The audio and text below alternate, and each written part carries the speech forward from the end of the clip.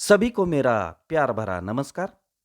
आज हम व्याकरण क्रिया के काल के बारे में जानकारी लेने वाले हैं। व्याकरण भाषा की आधारशिला है।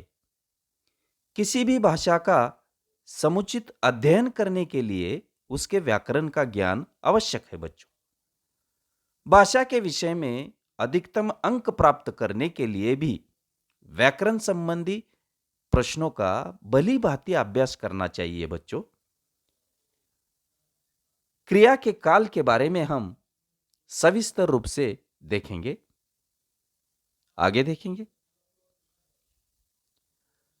क्रिया के काल बच्चों, काल का अर्थ है समय। प्रत्येक काम या घटना का अपना एक समय होता है। जैसे आनंद 4:30 बजे स्कूल से घर आया। आज गांधी जयंती है। राजरूप ने रात में पत्थर तोड़ा। गांव वालों की बैठक शाम को होगी। ये जो रेखांकित शब्द है, गौर से देखिए। ऊपर दिए हुए वाक्यों में रेखांकित शब्दों पर ध्यान दीजिए। आनंद स्कूल से कब घर आया? 4:30 बजे। गांधी जयंती कब है? आज। राजरूप ने कब पत्थर तोड़ा? रात में। गांव वालों की बैठक कब होगी? शाम को। आगे देखेंगे। 4:30 बजे आज, रात में, शाम को, यह शब्द बच्चों समय बताते हैं, वक्त बताते हैं। आया, है, तोड़ा, होगी, ये क्रियारूप क्रिया होने का समय या काल बताते हैं। बच्चों, जिस समय कार्य होता है उस समय का बोध क्रिया के जिस रूप से हो उसे काल कहते हैं। बच्चों, काल के प्रकार है। काल के मुख्य 3 प्रकार है: वर्तमान काल, भूतकाल और भविष्यकाल। आज हम वर्तमान काल के बारे में जानकारी लेने वाले हैं। आगे देखेंगे। वर्तमान काल। निम्नलिखित वाक्य पढ़िए। लड़का दूध लाता है, बच्चे खेल रहे हैं। बच्चों, इन वाक्यों में रेखांकित क्रियाओं से सूचित होता है कि कार्य वर्तमान समय में होता है, इसलिए ये वर्तमान काल की क्रियाएं हैं। बच्चों, वर्तमान काल के भी प्रकार है: सामान्य वर्तमान काल, अपूर्ण वर्तमान काल, पूर्ण वर्तमान काल। सविस्तर रूप से हम आगे देखेंगे। आगे देखिए। सामान्य वर्तमान काल। निम्नलिखित वाक्य पढ़िए। धीरज पत्र लिखता है, विमोला नंदिनी को बचाती है, लड़के फुटबॉल खेलते हैं। बच्चों, इन वाक्यों में रेखांकित क्रियाएं वर्तमान समय में कार्य का होना सूचित करती है, परंतु कार्य पूरा हुआ या नहीं इसका पता इन क्रिया रूपों से नहीं चलता। क्रिया के ऐसे रूप को सामान्य वर्तमान काल कहते हैं। गौर से देखिए। रेखांकित जो शब्द है, गौर से देखिए। आगे देखेंगे। बच्चों, सामान्य वर्तमान काल की क्रिया के अंत में ता, ती, ते का प्रयोग होता है। क्रिया का जो रूप उसका वर्तमान समय में होना सूचित करता है उसे सामान्य वर्तमान काल कहते हैं बच्चों। आगे देखेंगे। अपूर्ण वर्तमान काल।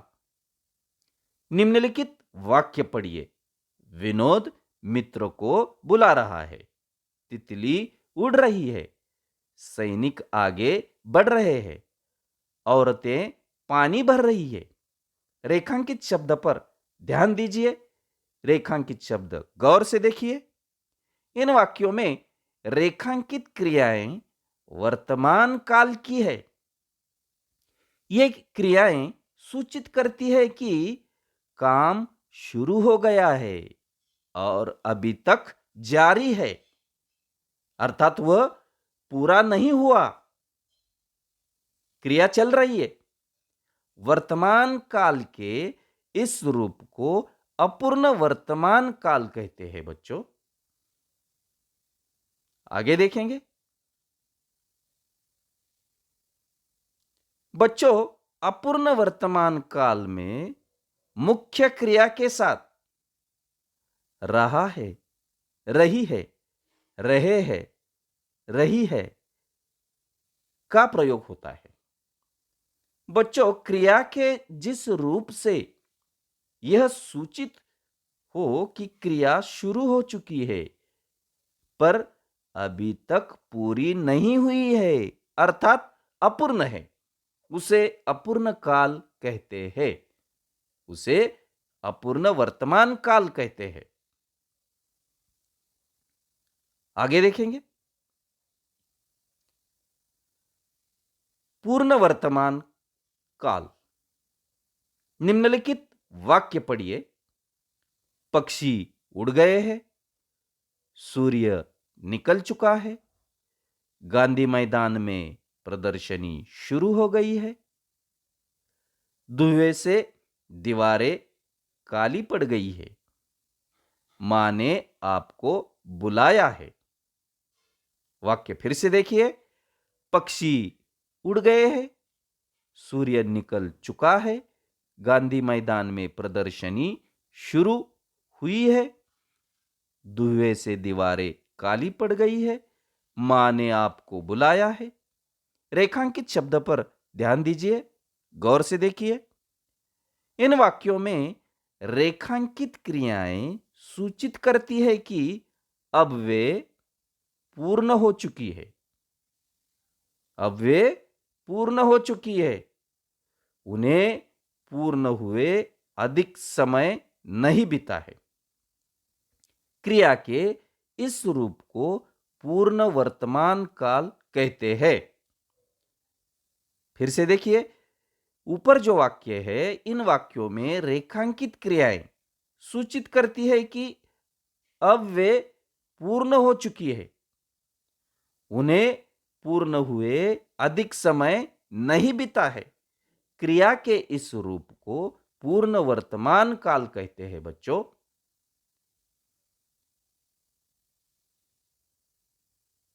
क्रिया के जिस रूप से यह सूचित होता है कि जो कार्य भूतकाल में आरंभ हुआ था, भूतकाल में आरंभ हुआ था, वह वर्तमान काल में समाप्त हो गया है, उसे पूर्ण वर्तमान काल कहते हैं।